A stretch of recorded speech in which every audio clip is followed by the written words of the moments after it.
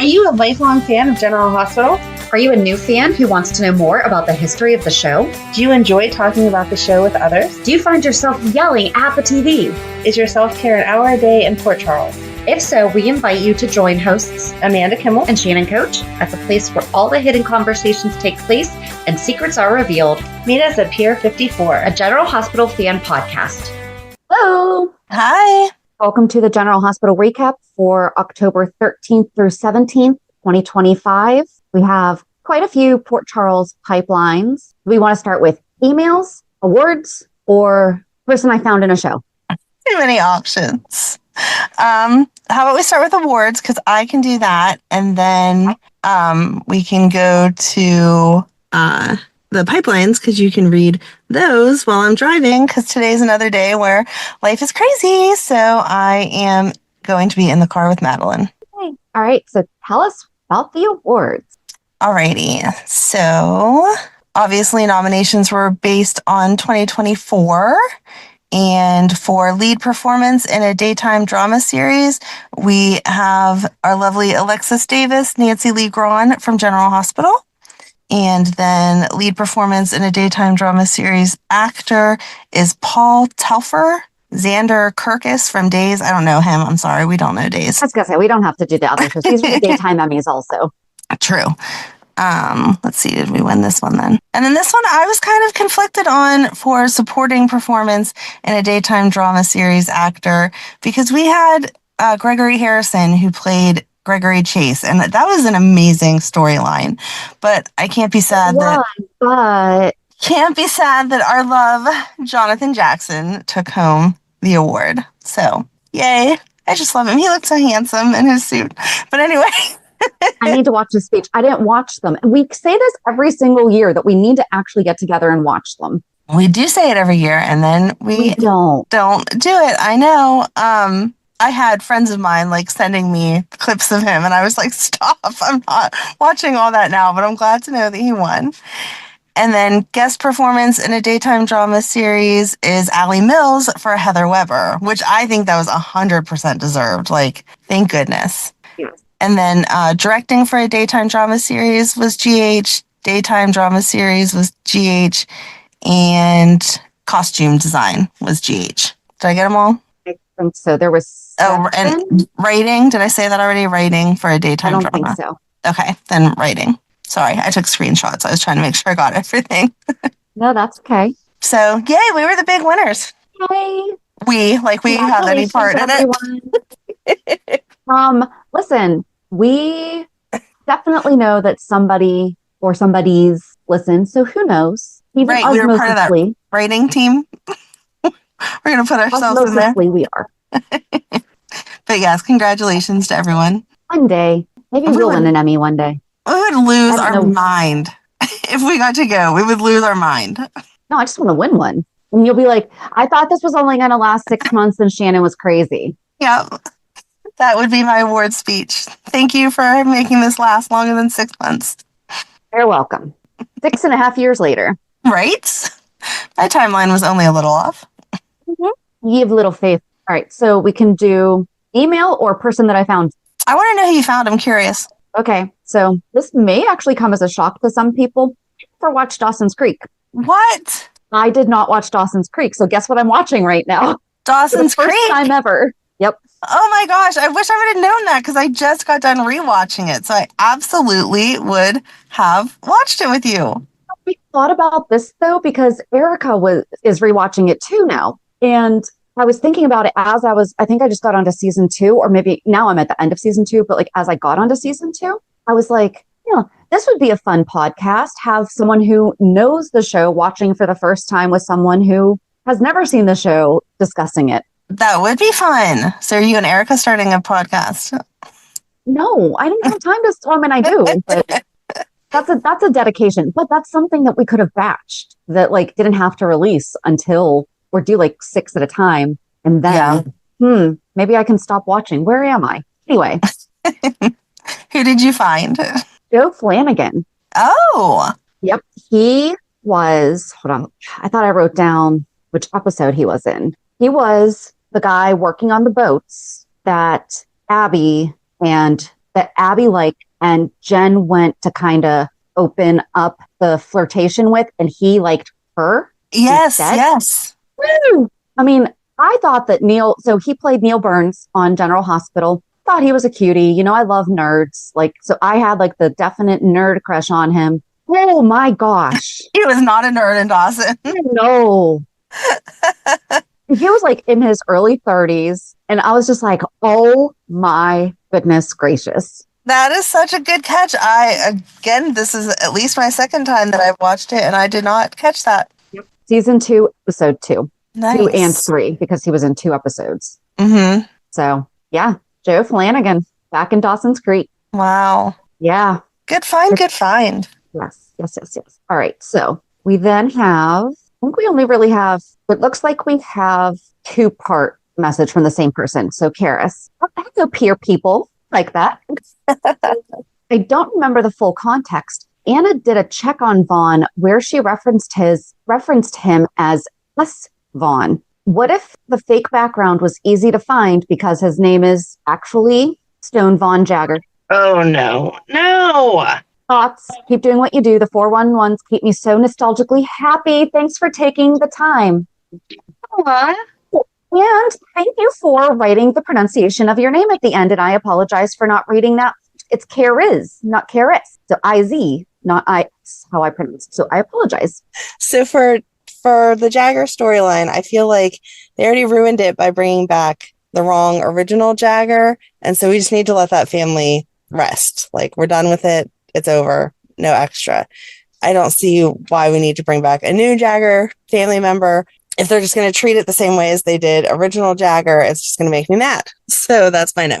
So my no is because, and okay, people can be autistic and hold down full-time jobs. They are perfectly capable of it, depending on what their level of sports is. However, Don Jagger told us that his son lived in a group home. Yes. That's my no. However, could Jagger have had another kid? Because once I read that and thought of it, Vaughn kind of does resemble him. I mean, I said that I thought he looked like Frisco, but if you really think about it, kind of could be either one. So he kind of does look like the guy who just came back most recently to be Jagger, but maybe not Stone. Okay. I guess he could have gone on to have other kids. I still like to think about that.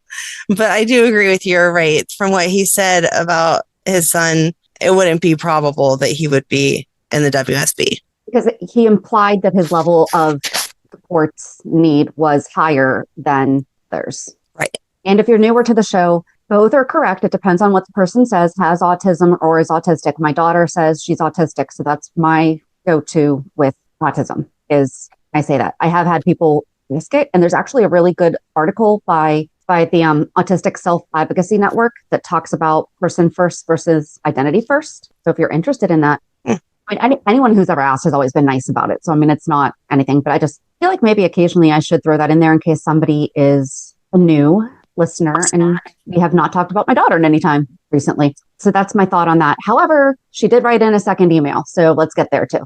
Okay. Hello again, my favorite peer people. My gosh. Maybe we need to go for a fan of the year award that we need to give we need to give our awards to our favorite fans. Yes, I'm loving the love. I woke up with the realization that my previous email misnamed my thought on Vaughn. Gen X brain is real. Back to my theory. Am I correct in remembering that Jagger Cates, I really knew better, LOL, said his son's name was Stone? Thanks again. Was his son's name Stone or was it a middle name? No, it was his first name, I thought.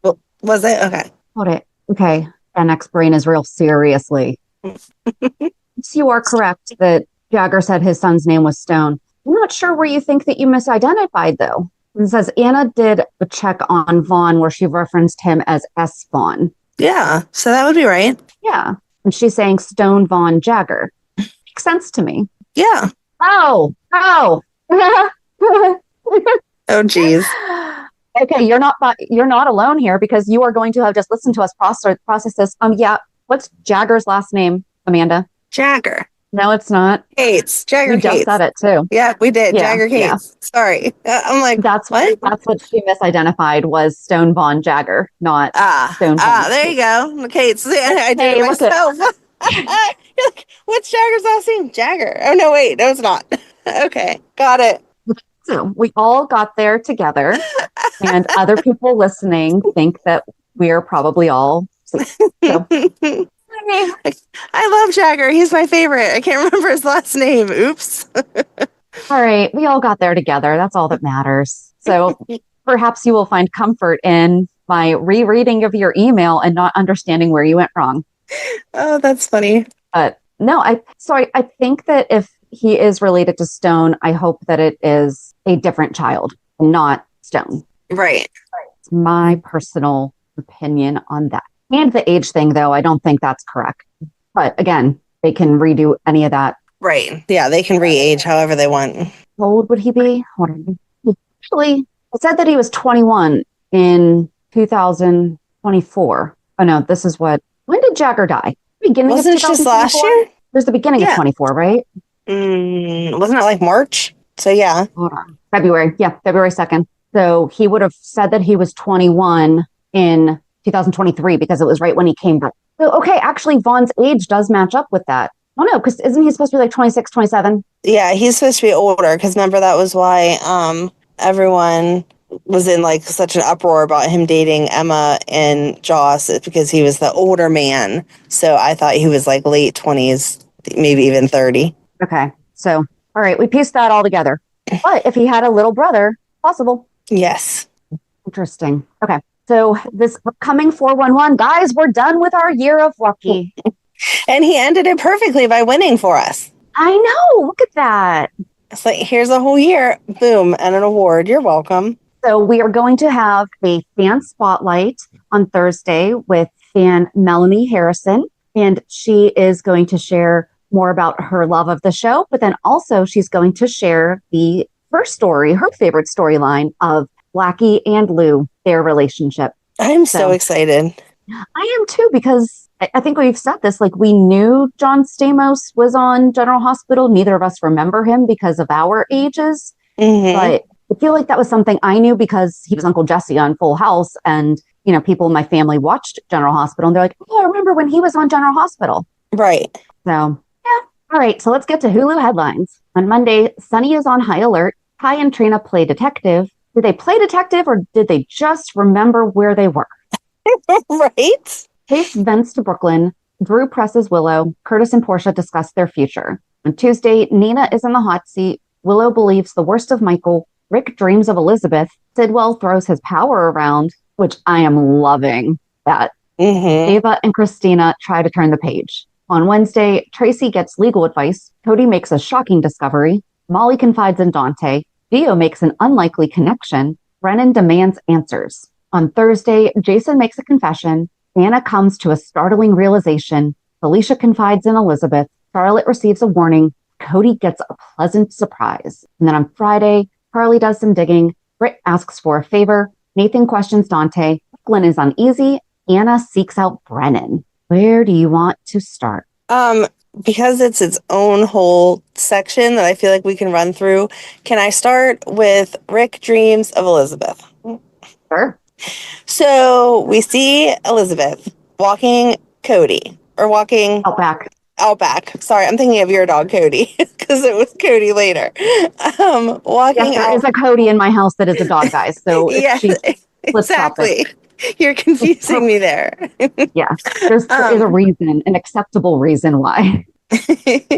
So we see Liz with Outback, and she comes upon this opening to a basement, and he is barking, and she opens up the cellar door and goes down the steps. And the whole time I'm saying to myself, this is a dream. I know this is a dream. He's absolutely dreaming because no one would open the door to someone's basement, cellar, whatever, just because their dog was barking. So this is a dream. And then it moves forward. You see Liz let him up, and then he goes to kiss her. And with that, then you'll hear Christina yelling his name, and he kind of comes out of it then, and they have the whole discussion that he's been there for almost a month. He has one more day. They're just waiting for the money transfer, and she feeds him. So we see that they have been feeding him every day, so that's good, and gave him some water. So that answered our dehydration question from last week.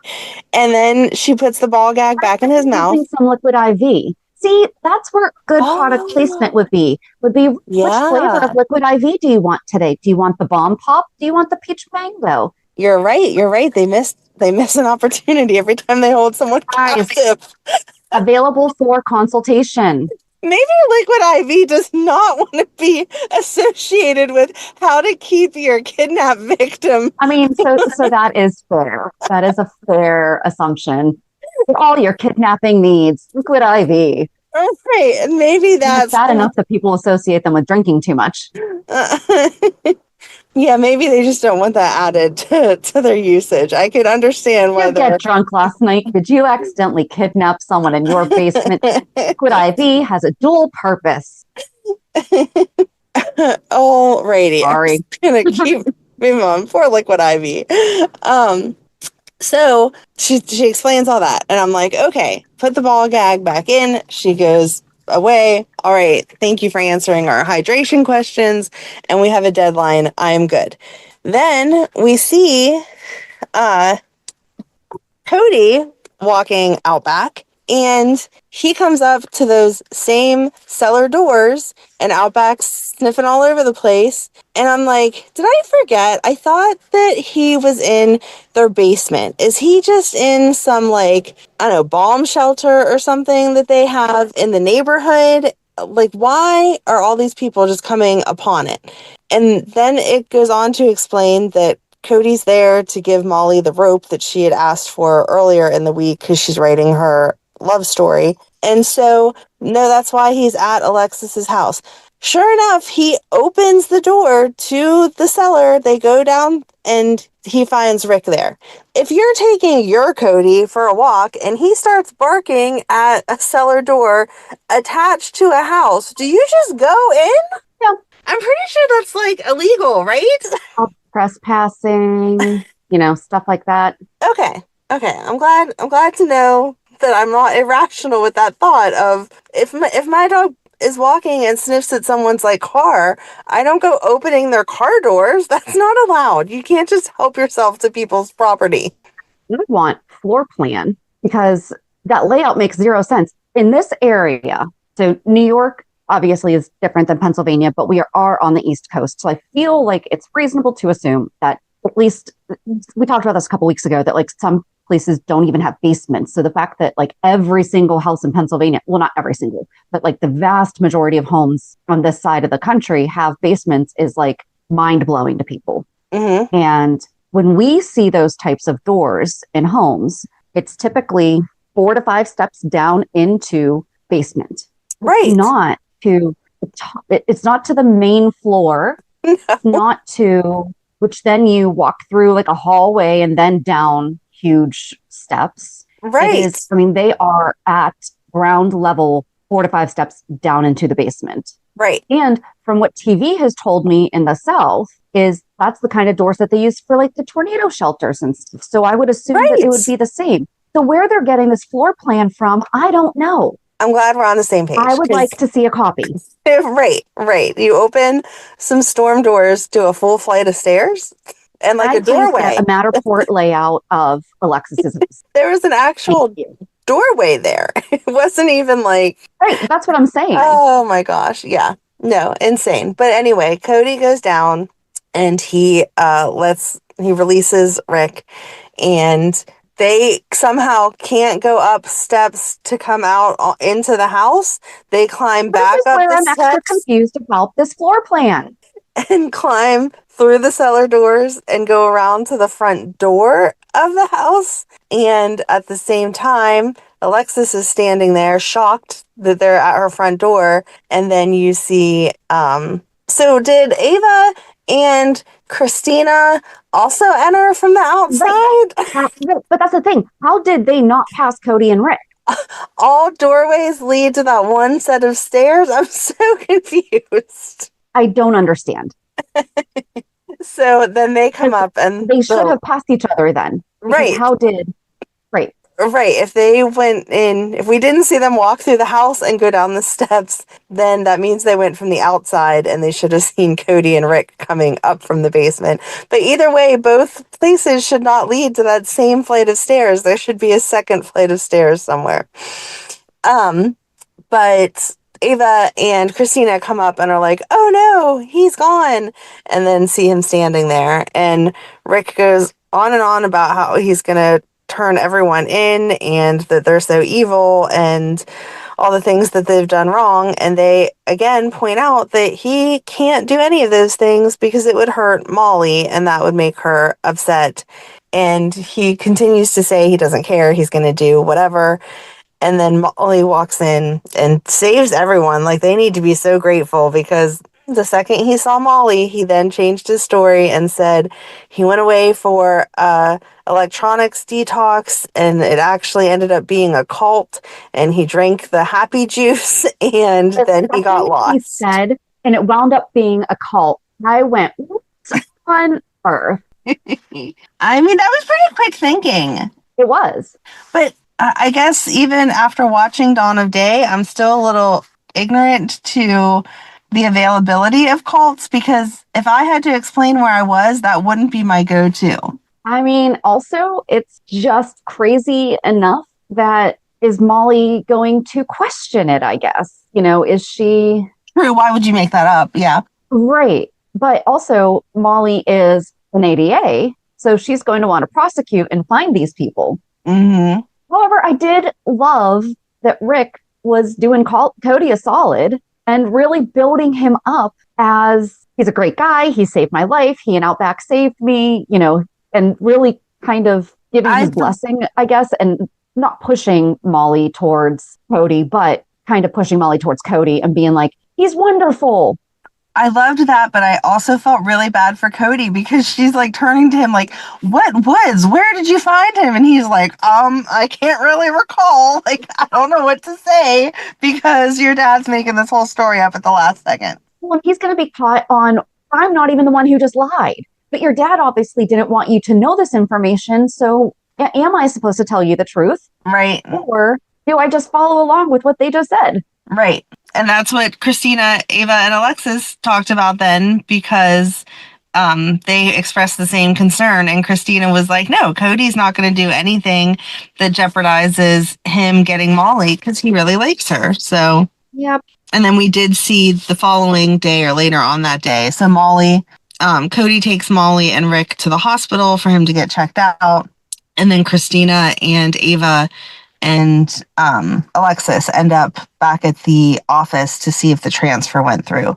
And they all kind of like settled their differences. It was nice to see Christina and Ava not hating each other for a minute. Yeah. They shook hands. It was nice. But I do wonder, as Alexis brought up, how are they explaining to Laura that they just got all their money back and that's it? Like, there was no gain or no loss. I invested in this company and I pulled out it completely even. That's not how that works. There should be supposed to say that there was a loss and that's why I pulled everything out and put it back into the trust. Right.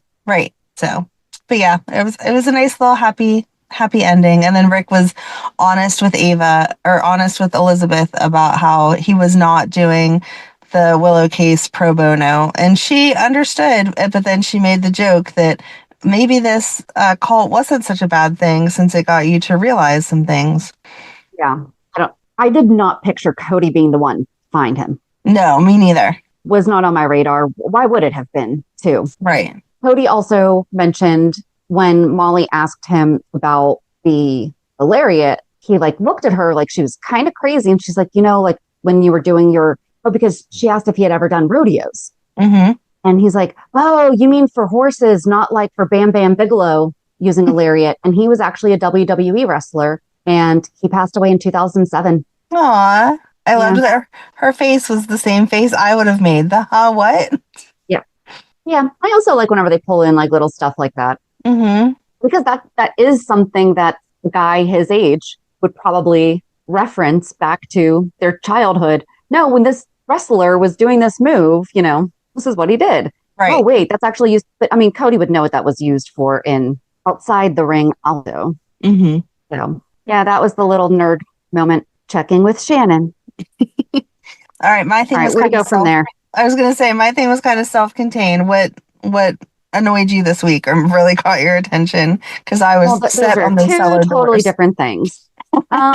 Kurt is telling Portia that they should hold off on the divorce because he thinks that they are being considered for the shooting, and then Kai and Trina just walking through the events of the night. I don't know. I guess get why they did it because, these are people that could be considered shooter, but I don't know. I thought that the whole Trina and Kai we did learn that was Scout's ringtone is Twinkle Twinkle Little Star, which I still feel is a little bit, she is a little bit too old for that now, for that to be her ringtone. I feel like Drew is the kind of dad that he would put his daughter's favorite song as the ringtone. See, I wanted it to be that was a ringtone that Willow had for just any of the kids.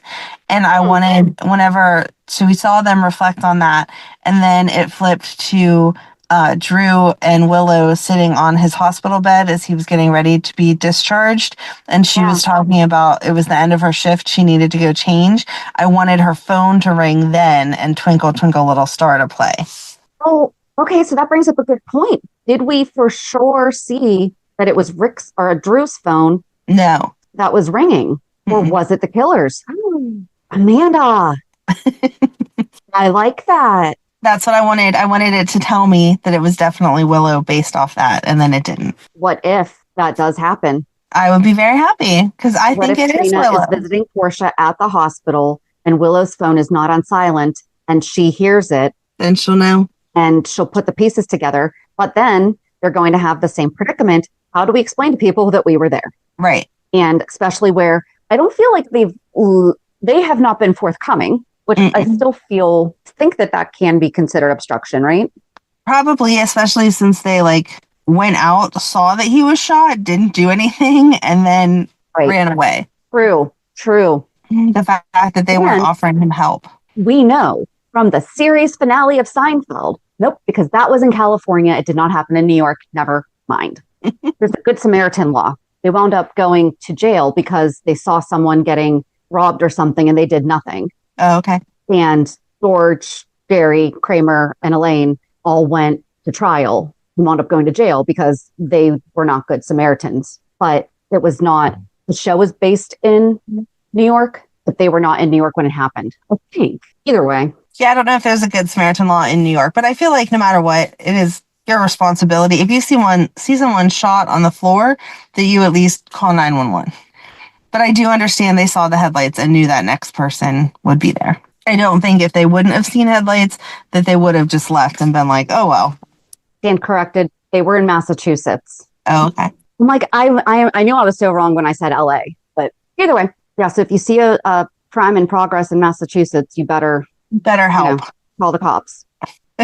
But I like that the ringtone is going to be what identifies. I like that. You're welcome. What else? Oh, and Nina and Carly bickering. Oh my gosh, though. Nina and Carly bickering at the very beginning at Bobbies about how Nina's being all high and mighty, thinking that Carly is going to be arrested for shooting Drew to cover for Michael. And Sonny had straight up asked Michael at Diane's office if he shot Drew. Then we see Carly and Nina fighting at Bobbies. And Nina's like, we all know that you would do anything for your kids, and Michael had a reason to shoot Drew and blah, blah, blah, blah, blah, blah, blah. And then Nathan comes in and is like, okay, let's just get some lunch, chill. And Dante comes in and arrests Nina.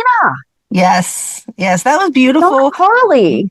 Right, because you just assumed it was going to be Carly because you saw Dante tell Sonny, I can't tell you who the warrants are for, but I can tell you one has not been issued for Michael, and you're not going to like who one of the warrants have been issued for. And then he left.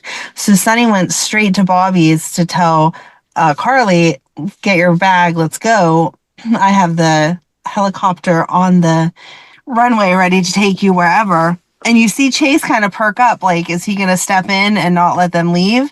And then before they can even do anything, you see the police at the doorway. Yep.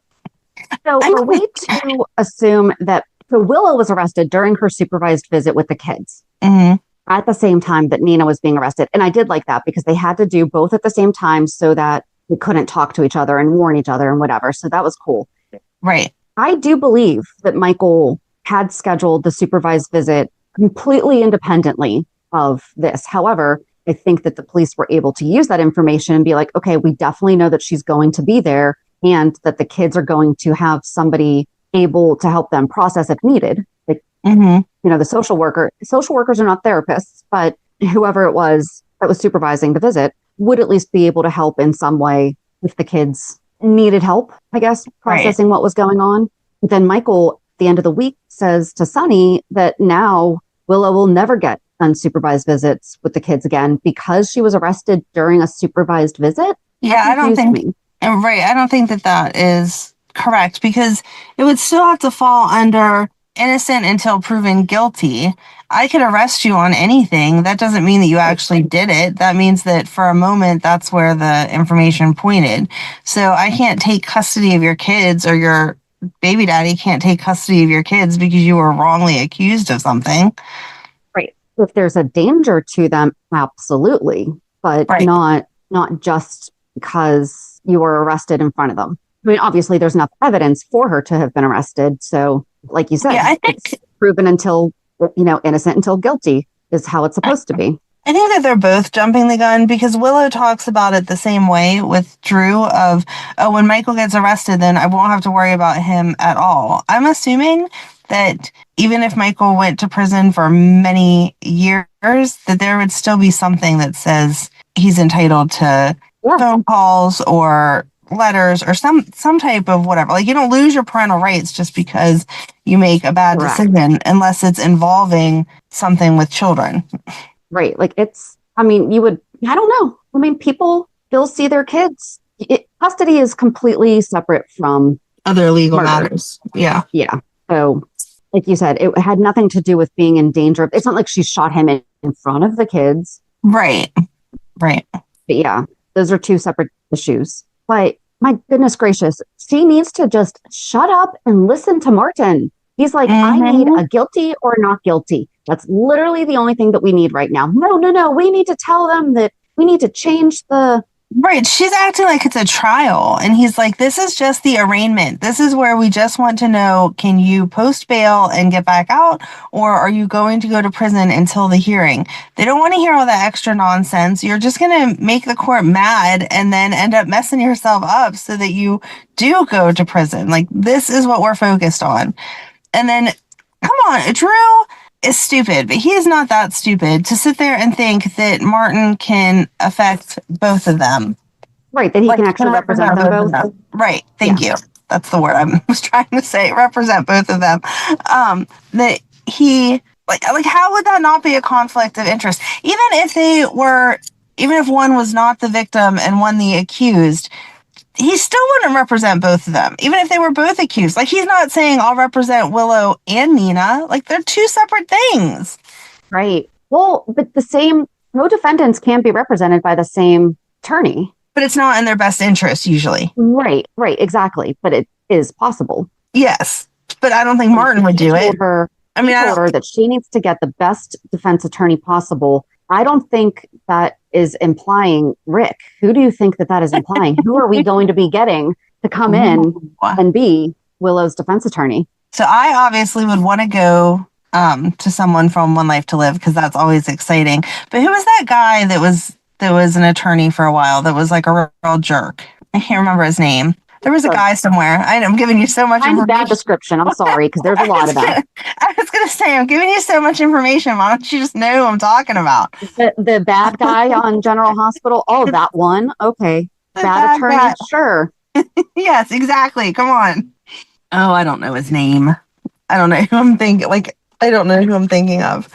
But yeah, it'll have to be someone good that we've never dealt with before. Because I don't see Diane doing it. Heck no. So I think that Willow was the one that Dante was referring to as, you're not going to be happy with who we are arresting. because all things aside, I don't think any of them really want Willow to. Oh, they want the really? kids to be okay. Yeah, I think that. Oh, see, I thought he was referring to Nina because Sunny and Nina had a past. Yeah, but I think what Sunny would understand the mental health part of it more, and he wants Willow and Michael to work things out for the kids, and to find out that she was the one who shoot Drew was going to hurt the kids, and I think that they don't want that. Right. Not like Nina being the shooter wouldn't hurt them, but not in the same way as their mother.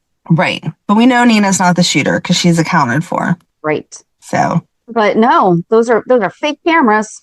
Right. You took in multiple locations. Yeah, you took old video and time stamped it differently so that it didn't line up. Yep. I do feel bad for Willow. I am convinced that she's the one that killed him or shot him. But I do feel bad for her because her hands are tied too. Like, my mom spoke up with this alibi I didn't even ask her for. Now what do I do? Well, that's going to be her defense then. Yeah. She's going to have to play a part in it when she talks to whoever it is that she's going to be talking to. Right. Who's gonna be? I wanted Michael to say that he knew it was going to be served. The warrant was going to be served on Willow because he saw Willow leaving Drew's house that night in the rain. But I think that he's now kind of in that position where Trina and Kai are with, okay, you saw this. Why didn't you tell us? Yeah. So then he would then also be in trouble. Right. He's having a lot of faith in the system, though. Yeah. I mean, I wouldn't want to admit that I hadn't come forward with that either, unless it was, okay, do you want to be tried for shooting this person, or do you want to be tried for the fact that you didn't come forward with this information? I would have to pick the lesser of the two evils there. Right. I guess until a warrant is served on Michael, he doesn't need to worry about it, though. I'm not liking how they're making Chase so wishy-washy for Willow, though. Like, his conversation with Brook Lynn, I liked that she was like, I could start throwing plates here in a minute, whenever he was talking about Willow was just such a love of his life. And then he's like, no, I'm saying, how did I get so lucky to go from that to now being with you, and you're so amazing. But I kind of did like that, though, because remember we said, she's really had the fall. She's made all these choices and repeatedly cheated on and, just gotten herself into these situations where she's being manipulated. But she fully made these decisions to be with Drew. And this is the result of that. It's extreme, but it's the result of her affair. But I don't like the fact that Chase is being so jeopardizing her. Yeah, he is jeopardizing his career by let me go and tell her this. Let me do this. Well, that paper can't be correct. Well, that information can't be right. And even Dante was like, dude, you need to step back. Like, you're going to end up getting in trouble for putting your 2 cents in where it's not welcome. Like, they're not asking. Okay, yeah. So, and I just don't feel like that's Chase. Like, Chase is a good guy. He cares about people. I don't expect him to stop caring about Willow because they're not together anymore. But I also don't see him going against his job. Right. He's not going to break the law to help her. Right. Especially not if it's going to make him lose his job. Mm-hmm. Which Brook Lynn even asked him, like, are you willing to? Right. I don't know. I don't know how any of them are actually working this case, to be honest. Right. Serving warrants for the house that you live in. Right. Well, and then Turner gave Nina the opportunity to turn on Willow. Mm-hmm. She's not doing it. Nope. I felt bad.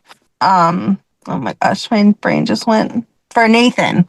Because Nathan's like, Nina, if your attorney is telling you that this is the way to go, then this is what you want to do. It's going to come out anyway that it's not a real alibi. So you need to say it before the evidence presents it. And she's like, no, sorry, I'm not listening to you. Well, and that's the thing, is that Marco is representing Nina. Yes. So how did that come about again? I forget. Because Willow usually uses Rick, and Rick was unavailable. So Nina called Ava and said, I need you to do me a favor. And Ava was there with Alexis, who was obviously not getting involved, but she was like, hey, you can have our other guy if you would like. And so he came in and Ava explained it. So then he went to originally, he was there for Nina, and then Nina tried to push him off to take care of Willow. But in the meantime, Martin showed up. So Willow had Martin, and then Ava had him. Nina. Jeez, sorry. Okay, I forgot how we even got there. Sometimes I need that board with string that we talk about as I'm telling the story myself, even though I know it. So, I mean, I don't know how this works. We just said Diane would not also represent Willow, but could she, if Marco is representing, like, can you have two different attorneys from the same practice? I wouldn't think so, but I don't know. The only experience that I've had with that, obviously not an attempted murder case, but like when I was going through my divorce and I was trying to find what attorney I wanted.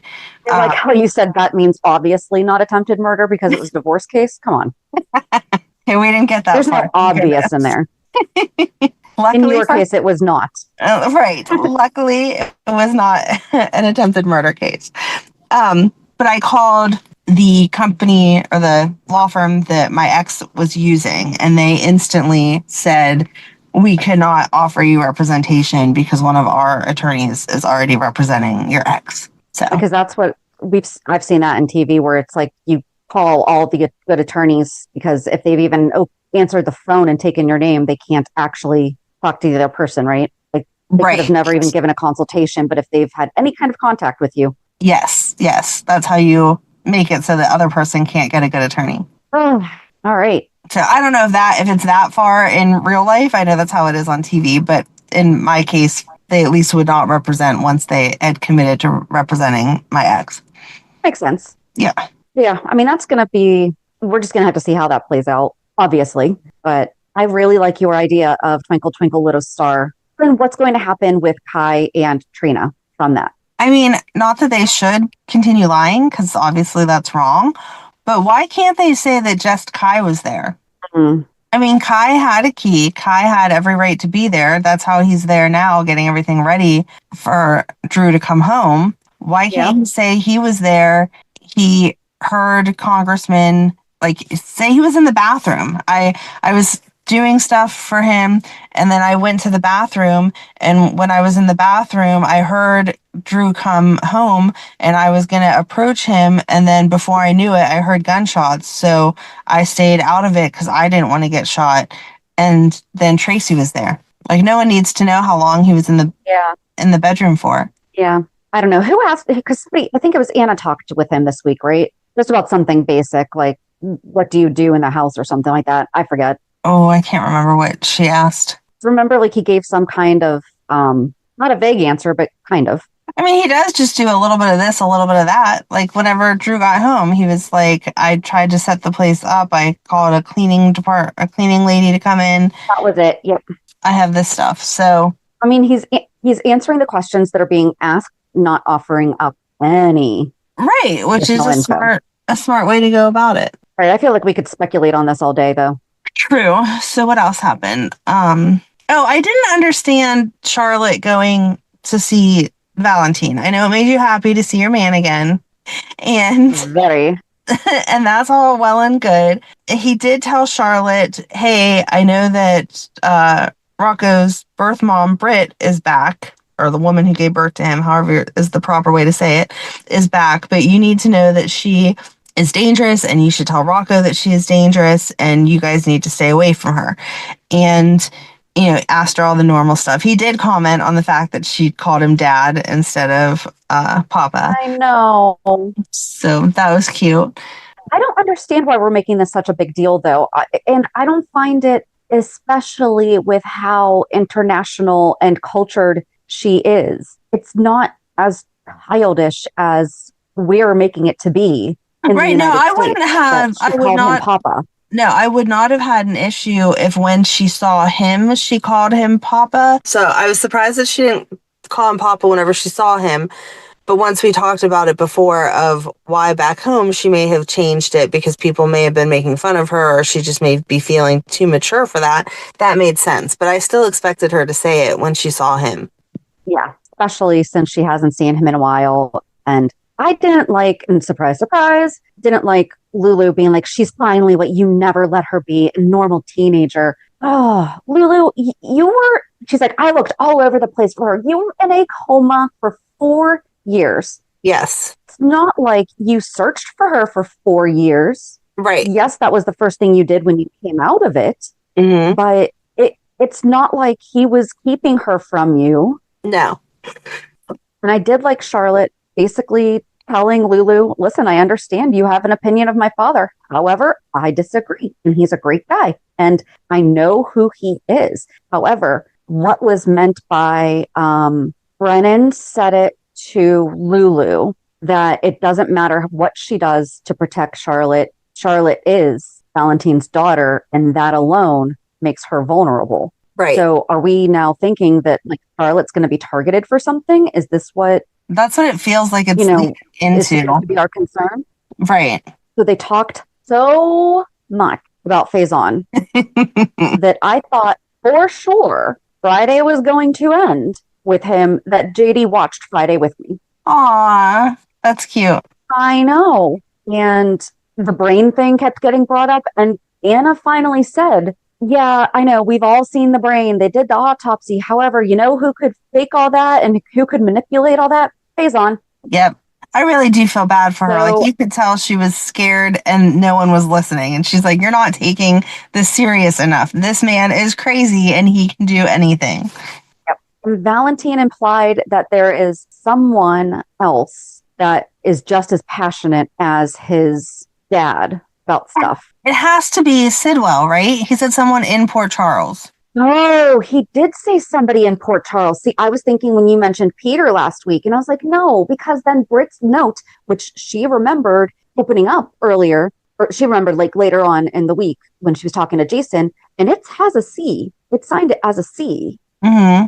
So who in Port Charles has the initial C, or who would be a plant for Faison? I still think Faison's alive. Like, I definitely think that is still... The more they keep talking so about who him, would it be in Port Charles? I feel like it has... I understand Sidwell doesn't start with a C, but I feel like it has to be Sidwell because somehow that has to connect why he wanted the deal with Deception to be able to import the minerals that they needed that they couldn't get anywhere else. Do you think that those minerals have to do with the Huntington's disease research?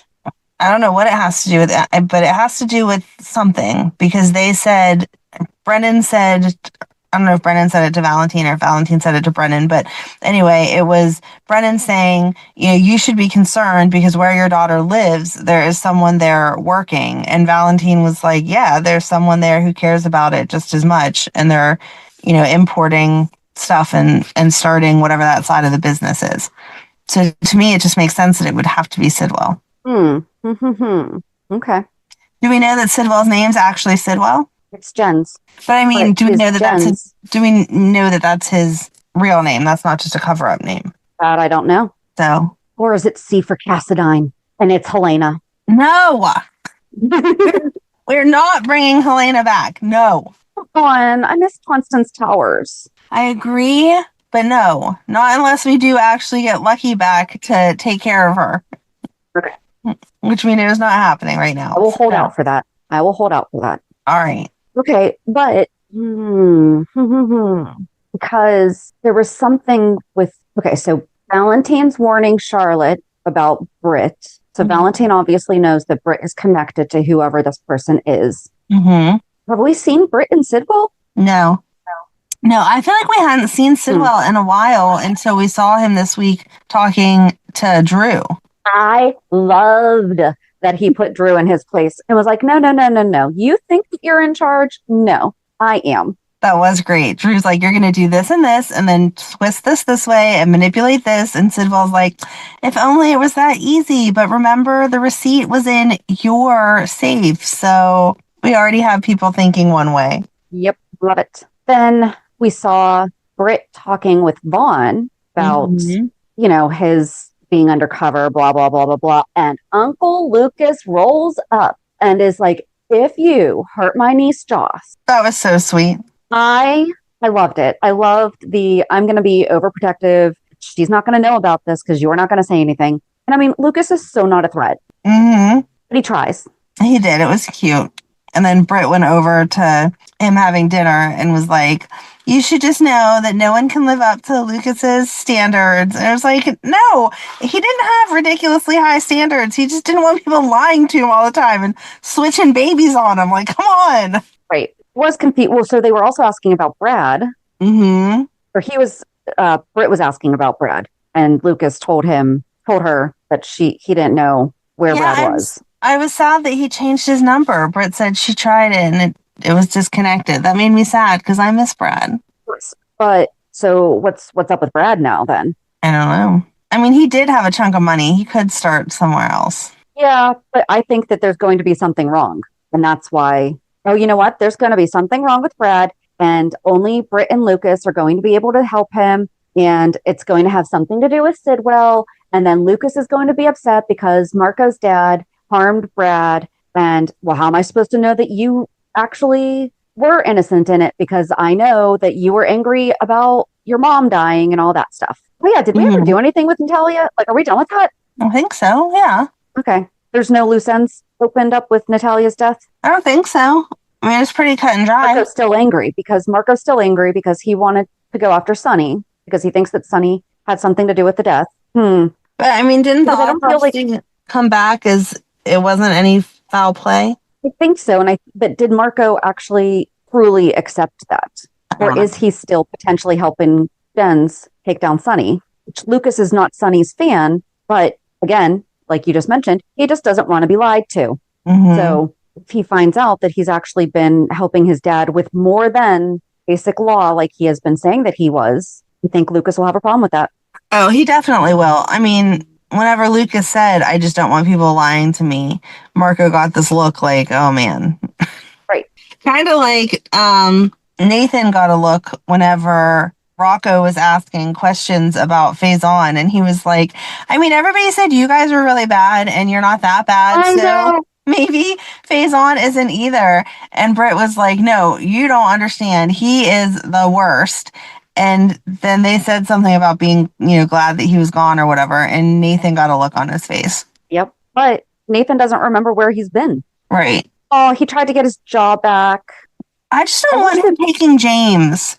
I understand wanting to. We just want to get on that right now with Felicia venting to Liz. When Nathan told Spinelli, the conversation between Nathan and Spinelli is, I will take your lead. You are the one who has been around my son. I don't think Nathan is even considering being a full-time father. He has no clue about anything to do with his son, and I think once he finds out about the actual relationship with Maxie and Spinelli, I don't think Nathan's going to fight. I don't think he's going to fight. I think that was, I understand fear that Felicia's having, but there is nothing.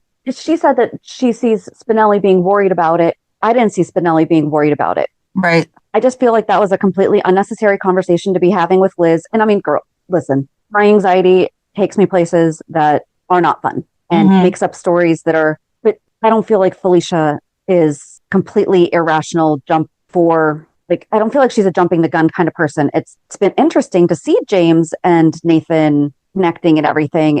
To just jump that, he's going to try to take James from us. No, he's not. And he's not going to try to take James from you guys. It's... Right. Even if he did get custody, he wouldn't be cutting you guys out. But...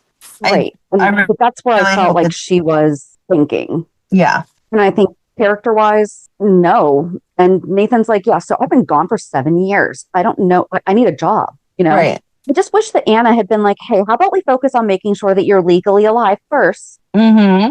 Jason needs to teach a course, how to come back from the dead. Well, and that was the other thing that I wish Felicia had at least said.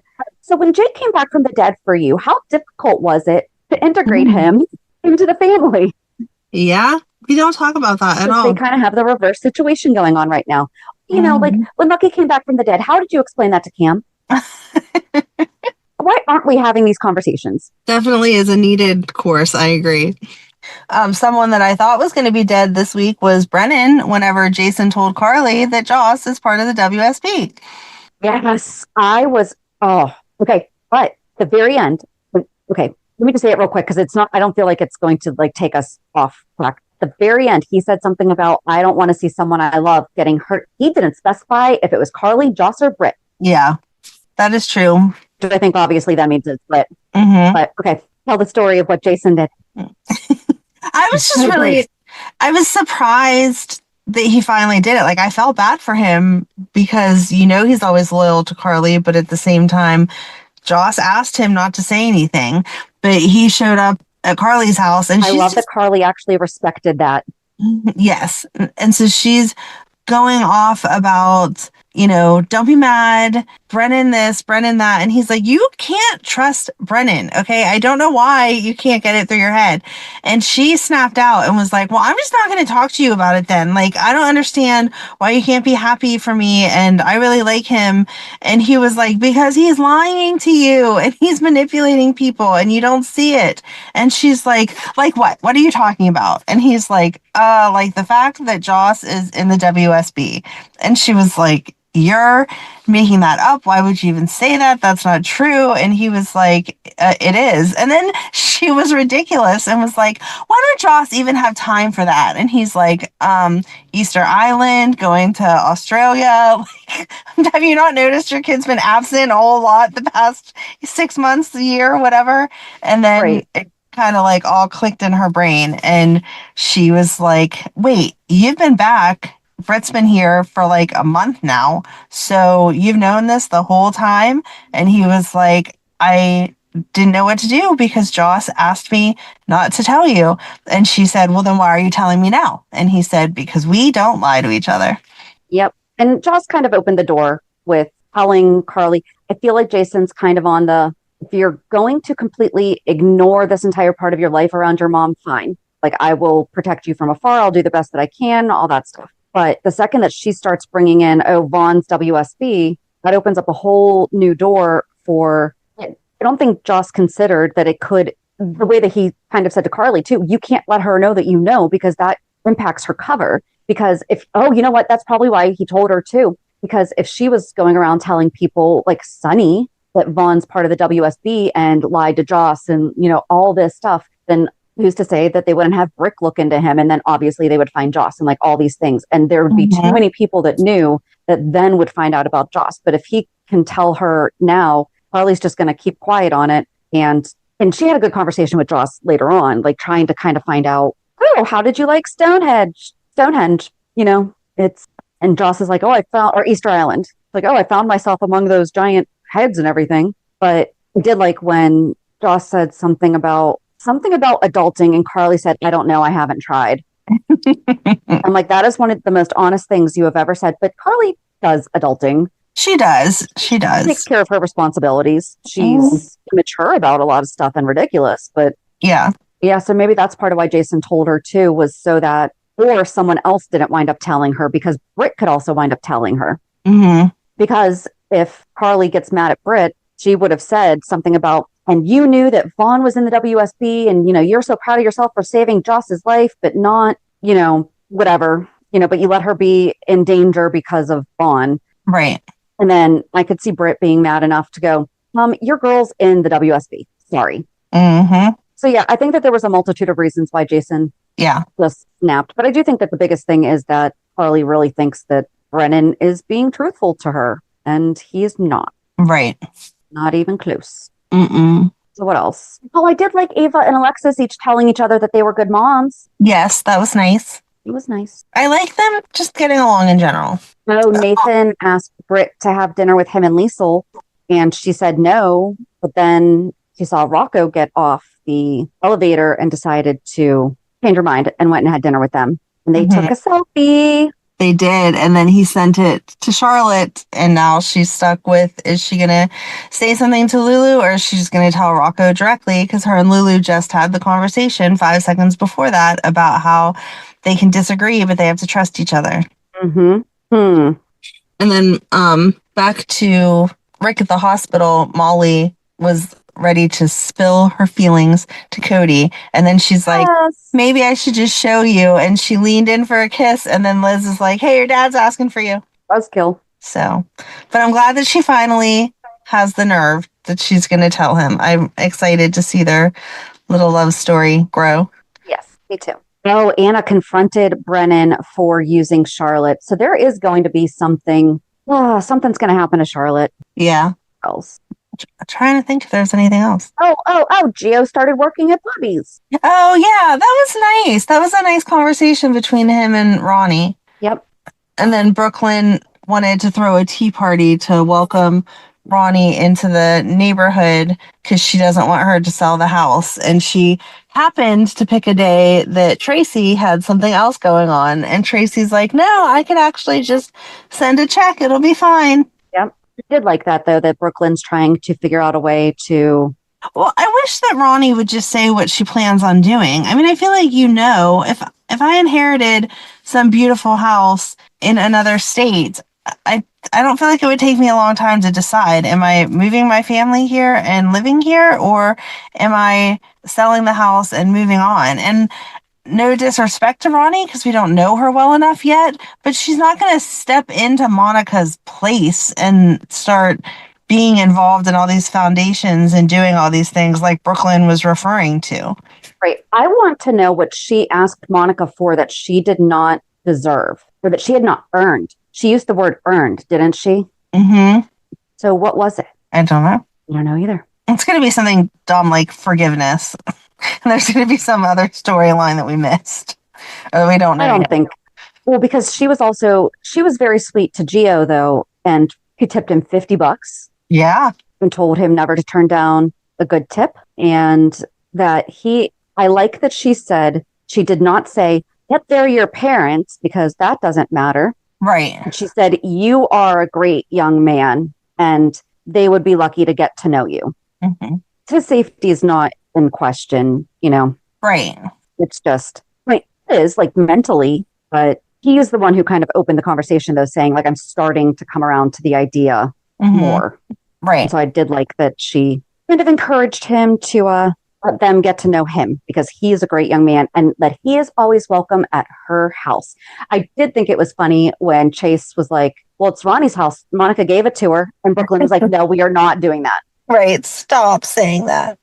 Like, no, it was cute with Monica and Alan, not doing it. And no, we're not. We're not starting. It's Ronnie's house. Monica gave it. No, it was cute with Alan. Yes. Alan and Monica, that was their thing. That was their marriage. No, you cannot take over that classic phrase. You can't just, it's non-transferable. Exactly. The house might be, the phrasing is not. Okay. I think that was it. I think so. I mean, we covered Tracy a lot. Tracy asked Marco for help contesting the will. And he told her how difficult it will be to do it, and it'll take a long time, like years. Years and years, yeah. He said to find other people that think that something's up with Ronnie, and that may help move the case faster, but that it is not a small process, especially because the attorney that Monica used was a really good one. Right. So I think that she's going to wind up being a fake, because I think that that's where this is going, but I'm more curious because nothing got brought up with the letters. Remember you said that Brook Lynn came down with a box, but nothing got brought up. You're right. They didn't. So that might not have been the box of letters. Like, it might not have been. Maybe not. Anything really important. I don't know. Yeah, I think that might be it. It was a pretty full week. It was. A lot happened this week. Reality check. How was your week? It wasn't quite as exciting as poor Charles was. But you did not find somebody in your basement. I did not, or anyone else's basement for that matter. I didn't go searching. Neither did I. And I really hope that never happens, because I am more vulnerable you to that are actually happening. You are. That would be a good story, but no, I don't want that to happen. Oh my gosh. I will just text you, just found a body. You better start packing liquid IV in your purse every time you go to a house. Right? Just in case. Liquid IV. Anyway, it was just a normal week of all the normal Madeline craziness. And then yesterday I went out to lunch with one of my friends from high school that does not live that far from us, but yet I never see her enough. And I completely lost track. I mean, we had a few drinks, but nothing that should have impaired my brain. But I lost all track of time, what day it was, everything. We spent 7 hours together just talking about everything and anything, catching up, reminiscing, whatever. We stopped and visited her parents for a little bit. She just got a new puppy, so I met her new puppy. And it was just like, that friend therapy that you can't get anywhere else. So it was a great time. But yeah, I kind of like lost the whole day because I did not realize. I don't know how I forgot it was Friday, but I did. I forgot it was Friday, and I had other things that I was supposed to do besides even just the podcast, and nothing got done yesterday because I had spent so much time with her. So it was nice though. And we went to Applebee's for lunch, and they have special drinks because it's almost Halloween. And so the one was a Frankenstein's brain or something like that. It's a blue drink, and it comes with a little gummy brain in it. And it was delicious. And they were only $6. That's not bad. No, it was super, super yummy. So the little brain wasn't delicious, but it was a cute little decoration. It made it for a fun drink. I mean, how do you prefer to have your brain? Well, we were commenting so I think we each had 3. So the first one, hers was like super, super pink, and mine was more white on top. And I was like, is this like a sign of our brain health? Like for real? Yours is all pink and like with it, and mine's all whited over. Like it's just not functioning. So we had a fun time comparing our brains. Love it.